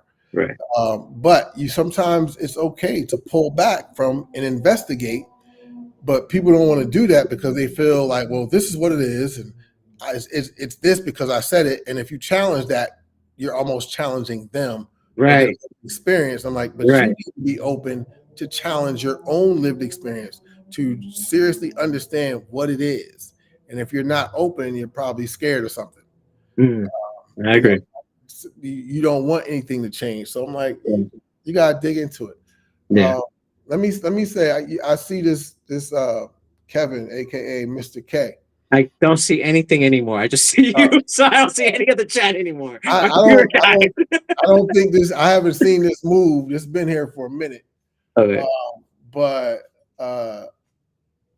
they were asking me. They were asking you to ask me about burning. Okay. And I can't really speak about burning.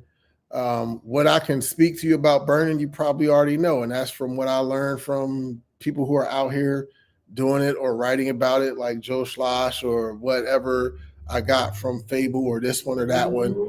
And on that, I want to address something that Truth said on his, I guess. Are you talking about Truth Savior?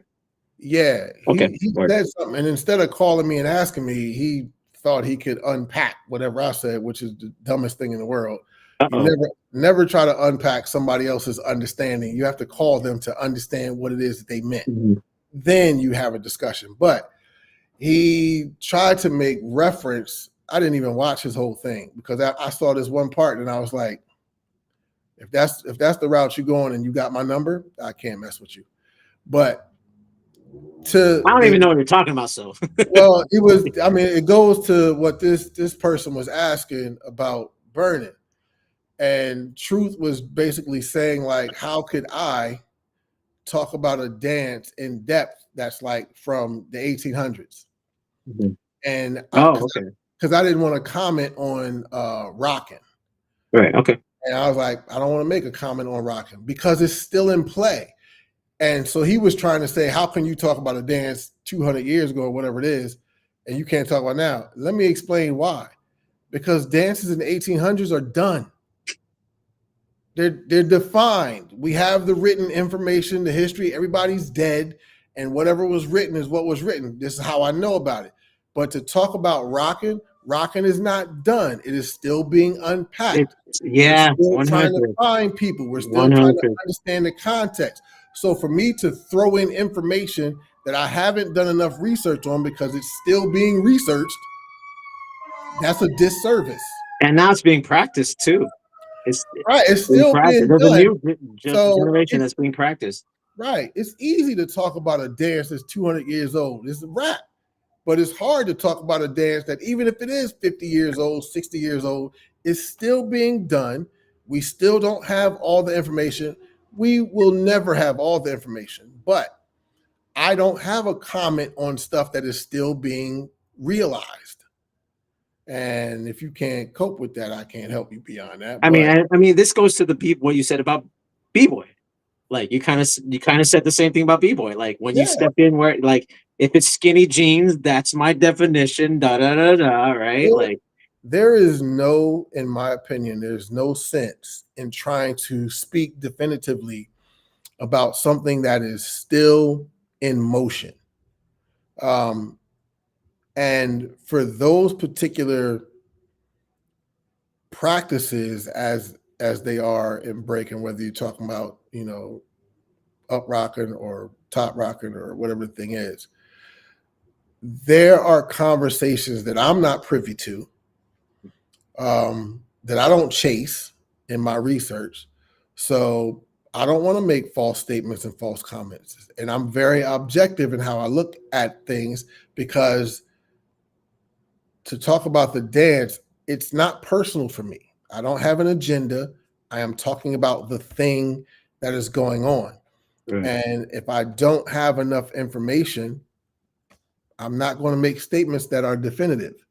I will make open statements that have space to grow and be nurtured, which is why, again, when you ask me the question about B-Point, the only way I can answer that is you're going to get a bunch of different answers, because there are people who have ideas around movement, people who have ideas around dress, people who have ideas around, it's many different things. And there's always multiple influences, right? The mere fact that, somebody could be like, well, rolling your pant leg up is B-boy. Okay, well, LL Cool J started that, and he got that from bike messengers. So is it still B-boy? Right. Bike messengers didn't have nothing to do with breaking, or they might not have had nothing to do with hip hop. Like, so it's like, see the influence and then understand something might have been something for one person or a group of people, but that doesn't always make it the standard for everybody. And I think you circle back to critical thinking. That's why this is important. Because when we do these kind of what we could call traditionals from your mentor or elder or whatever, if you hold too much of a dogma, that does stop you. Yeah. That does stop you. It stops your growth. You know what I mean? And at the same time, in the same token, if I'm just, this is for specifically people that do competitions. If I just compete of all the moves and not know why I'm doing what I'm doing, that's a disservice to yourself too, as well. Right. Yeah. It might be a disservice to the movement itself. I'm not the one to say, but some people just want to be able to do a flip, and some people want to know the history of gymnastics. Yeah. I'm not going to fault you, but I will say, like, there's some more information you could learn if you are open and you're interested. Right. So, and especially something like this, what I was trying to tell Truth and tell Cologne, I'm not interested in y'all wars. I'm not interested in proving this one's right and that was wrong, because at the end of the day, like to briefly speak on that without going into it. I'm more about what is going to help uplift humanity, Mhm. and especially for this conversation around Blacks and Puerto Ricans, which is a ridiculous conversation. Even if there was a decision, right or wrong, even if there was a decision to say Blacks created, Puerto Ricans created, we created together, guess what? Neither one of y'all own or make a living off of it. So what is the point? Like, you don't own it. I know Koreans that are millionaires literally from dancing Right. here. So what is the point? Even when you get like, what is the point? And when you're gone 100 years from now, they'll change the history to whatever they're going to change it to. Mhm. Like, are you like, it is for me. I love the fact that it is unifying human beings. And there are debatable things within that. There are internal conflicts about that. I get that. But for two groups of people who were both disenfranchised, both struggling, to come up in an era where it was more helpful and beneficial toward their sustainable lives, I don't understand the need to tear down and separate these groups of people for what? Like, what are you getting after that? Nothing. Yeah, I hear it. I hear There's it. nothing. So If anything, I would say what's the positives of it is that there's so much information getting dug up, and that to me that's the interesting part. You know, if yeah, I look at it objectively, that's the okay. This is I've never heard this. I've never heard that before. That's cool. right. That's cool. That might be a possibility, right? And it's just about a matter of time, like what you said. Once you have 10 people saying this, once you have 10 people saying that, but there's like cohesion. Okay, cool. It gives a better picture. You know. All Yeah. right. You You said I'll say this lastly, if you don't mind. okay. Yeah. No. It's you said an hour. We It's went almost we, two. we went long. No, we went. I just looked at You that said and an was like, hour. damn. I I'm just was trying to respect you, bro. so yeah, because you asked me this question, and I'm not sure exactly how you asked me, but you asked me. I don't know if you asked me my definition of hip hop or how I. Yeah. I told you we might go on a tangent, Yeah, and yeah, then we go. yeah. That's I how it forget, goes. but I pulled some stuff. I wrote some stuff, Okay, cool. and like so if you're asking my opinion, Your opinion. Yeah. so loosely, not my opinion, but loosely, I've heard all the different acronyms, and I wrote some acronyms down, and I'll just share two Yes, sir. that are useful. So, hip hop, hope inspires purpose, honoring our past, or heritage and progress, helping others prosper. There's honoring innovative performance, having open perspectives. There's tons of acronyms that anybody can come up with, right? Yeah. I usually go off the actual meanings, definitions of the words themselves. Okay. But what spoke to me in thinking about your question was something that Ralph Waldo Emerson said Okay. when speaking about spirit and soul. And just to differentiate the two of those, soul is basically the individual's essence, right? Mhm. Just the thing that shapes us in our expression, where spirit is more about the energy that animates that thing. Okay. And so what Emerson was saying was that nature is the manifestation of spirit, right? So if we replace the word spirit with hip hop is what I'm kind of getting at. Okay. And so if you think about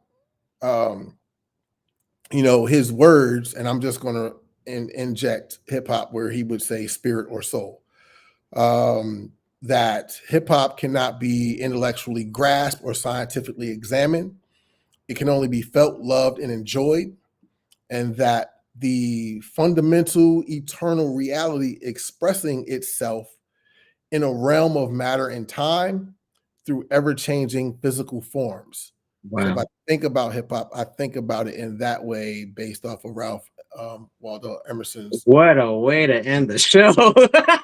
See, that was dope. See, that's a hip hop. That's a hip hop quotable,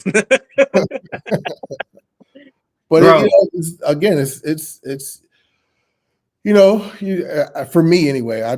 I'm interested in other ways of thinking and reimagining what all of this is, and having a different influence of how to engage the conversation. That is like, okay, man, I didn't think of it that way. And then, again, that's why I said, I was like, what's your questions? I can think about it, Right. and then provide something. Yeah. And then that's what I was thinking about. I was like, yeah, Cool. so. Dope, man. I go by. I tend to freestyle, but again, it's like when I find a gem, and just I'm like probably ADHD that way. Like just like, oh, that, let's talk about that. You know what I mean? Like, and to me, that's where I find when I do have conversations like that, that's when I find the good stuff. You know what I mean? That's when I find the good stuff. You know what I mean? Yeah. So thank you for being patient with that too, because I was like, questions, organization. Oh man, that's a cerebral mind going. Like I was like, let's just have a combo. And no, it's good because like I said, we could keep going honestly, but it's been 2 hours. I want to respect your time because we said hour, okay, cool. But then like it was a slow build, and because I never heard your story, so I was like happy to kind of hear how you got into it. It's more than that, but that's that's a good, Yeah. And this was a dope conversation because then in the end we got deep. We got to things I didn't necessarily was interested in talking about, but at the same time, we brought up a lot of stuff. I wish my computer didn't die because then I would have brought up the Sam and Dave. I would brought up the, you know what I mean? Chop it up and throw it in there. Yeah. Oh yeah, that's what I'm good at. And then everyone comment like, "You don't know nothing." I'm like, "Have you watched the whole video? That was only 90 seconds." Like, oh man. Thank you so much, Moncell. This has been really dope. I talked to Taboo and I talked to Rob Swift, and I did this show called The Hip Hop Dark Web, where I had different elements together, and I want to do that again. And maybe this time we'll pull someone from like a Mr. Freeze, a Taboo, you, Rob Swift, and just have a convo. It might be as trivial as like, let's react to this video now, like some kid SoundCloud rapper. I don't know, just for fun, shits and giggles, just to be like, we're all old, but we can still like stuff, like, or have opinions about stuff. Right. So, man, thank you so much, man. Like, I know we could go longer. Again, I have to bring you back. You know what I mean? I have to bring you back, and we could get more exact. Real quick, let them know. I would usually pull up your Instagram handle. If you, where can the viewers find you? Instagram is Moncell Durden, or Intangible Roots. I have two. One, I don't really put as much business stuff on there as I should, but Moncell Durden is where everybody goes, or Intangible Roots. That's Instagram. And then my website is moncellDurden.com. There you go. All right. And you can find me on Instagram at PROFO_FLGZ. This has been The Trades with Moncell Durden. I want to say peace and see you later. Hopefully it gets logged out. I don't know how this works now. It might still be going. Then I got to plug in my computer and like cancel the show. Peace, guys. I'll see you guys later. Thanks for tuning in. Thanks, Moncell. I'll hit you up after. All right, cool. Peace.